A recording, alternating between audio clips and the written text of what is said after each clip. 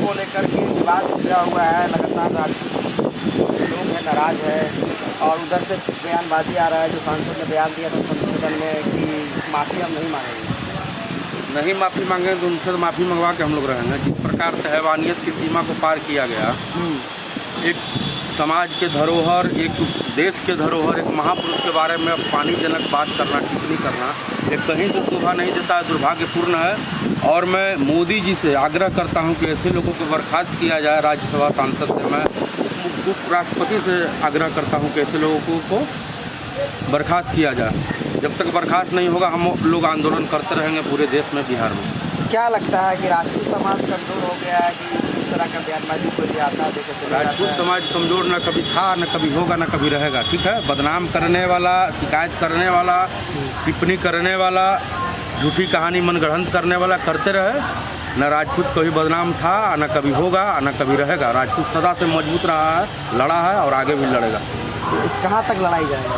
लड़ाई लड़ते रहेंगे हम लोग, चलते रहेंगे हम लोग। तो भाई देश के जितना मुगल आक्रांताओं थे उनसे लड़े हैं, देश के जो मुगल शासक थे यहाँ पे उनसे लड़ाई किए, उनको खदेड़ने का काम किए।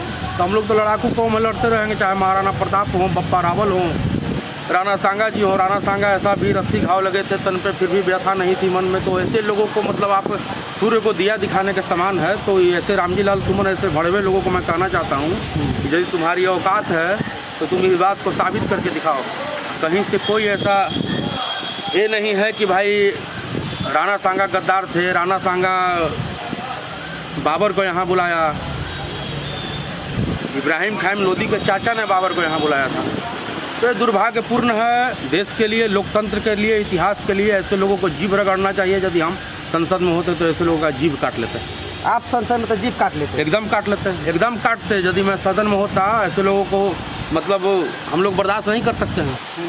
ठीक है, जो हमारे समाज के, हमारे पूर्वज को बदनाम करने का काम करेगा, ऐसे लोगों को हम बर्खास्त करने का काम करेंगे। कितना आक्रोश है? बहुत आक्रोश है। आक्रोश इतना है जिसका कोई वर्णन नहीं है। इतना हम लोग के समाज में आक्रोश है कि जिसका कोई वर्णन नहीं है। कह रहा है सब तलवार में जंग लग गया, कुछ नहीं होगा। तलवार में जंग नहीं लगा, तलवार एकदम सन चढ़ाया हुआ है, सर धड़ से अलग होगा। आए समय में जब ऐसा कोई हिम्मत करता है करने को, उसका सर धड़ से अलग करने का काम हम लोग करेंगे। मतलब ये समाजवादी पार्टी के जो सांसद थे उनको जरा सा भी अफसोस नहीं है कि वो गलत बयान दिए? मतलब दिया नहीं है आप लोग का तो भड़वा है, उसका क्या है भाई? पूरा देश, मीडिया से लेके हर जो सामाजिक लोग हैं, यहाँ तक कि दिग्विजय सिंह जो हैं वो भी बोले हैं कि भाई दुर्भाग्यपूर्ण टिप्पणी है। उसको शर्म नहीं आ रहा तो इससे क्या कहा जाए? वो सीधे तौर पर अखिलेश यादव ऐसा करवा रहे हैं, दलित और राजपूत को हर चीज़ करवाने के चक्कर में है, वोट बैंक के चक्कर में। उससे कहीं कोई होने वाला नहीं है। देखा जाए बप्पा रावल चाहे महाराणा सांगा जिनको अपमानित करने का एक काम किए, तो देश के लिए लड़े, सनातन के लिए लड़े, देश की संस्कृति के लिए लड़े। तो ऐसे लोगों का बदनाम करके कुछ बिगाड़ नहीं पाइएगा। लेकिन अगर देखा जाए लोकसभा में भी राजपूतों को टारगेट किया गया, इधर दिल्ली में महाराणा प्रताप की मूर्ति खंडित कर दी गई। महाराणा प्रताप जी का जो मूर्ति खंडित किया गया वो दुखद है, लेकिन गजेंद्र सिंह शेखावत साहब उसको कहें कि मूर्ति को फिर से बनाया जाएगा। जो भी ऐसा हो रहा है देश के लिए दुर्भाग्यपूर्ण है, समाज के लिए दुर्भाग्यपूर्ण है। आने वाले समय में हम लोग मजबूती से ऐसा कोई भी घिनौना हरकत कोई करता है तो उसका मुंहतोड़ जवाब देने का काम। सोच तो सब रही ना रहा है कि राजपूत तो सो गया, कहाँ वो राजपूत सोने वाला कौम नहीं है, राजपूत शेर कौम है। हमेशा लड़ाई लड़ा है और आगे भी लड़ेगा, सनातन के लिए, देश के लिए, भगवा के लिए। तो क्या बोलेंगे रामजी लाल सुमन? अगर रामजी लाल सुमन को मैं सीधे तौर पे कहना चाहता हूँ कि भड़वे तुम शांत हो जाओ, तुम समझ जाओ, होश में आ जाओ, नहीं तो तुम्हारा इलाज हम लोग कर दिए हैं और आगे भी करने का काम करेंगे जब तक तुम माफ़ी नहीं मांगोगे। तो बिहार के राजपूत पे कितना आक्रोश है? पूरा आक्रोश है। हम लोगों ने 10 जगह पुतला दहन किया ऐसे भड़वे का। तो पुतला दहन से काम चल जाएगा? काम नहीं चलेगा तो लोकतंत्र और सदन में भी, वहाँ भी आवाज़ हमारे लोग उठा रहे हैं। जो भी संस्कृति, जो सनातन धर्म के लिए लड़ते हैं, वहाँ आवाज़ उठाने का काम कर रहे हैं। लोग कह रहे उत्पात मचा दिया आप लोग जाके आगरा में।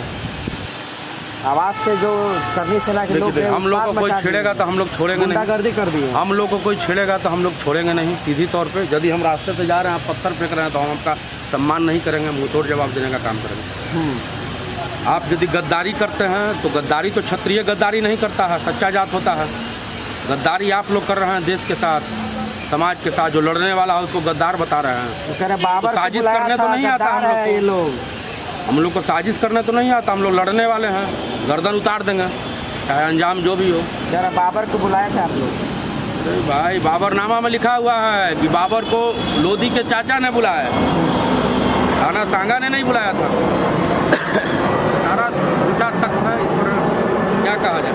कुछ लोग बाबर को पूर्वज मानते हैं। जो मानते हैं, जो बाबर के औलाद है मानते हैं, उससे क्या है। देश सनातनियों का है, देश श्री राम का है, देश कृष्ण का है, देश महाराणा प्रताप का है, देश राणा सांगा का है, देश भारत माता का है। यहाँ कोई बाबर और मदीना और चिश्ती और औरंगजेब का ही देश अकबर का नहीं है।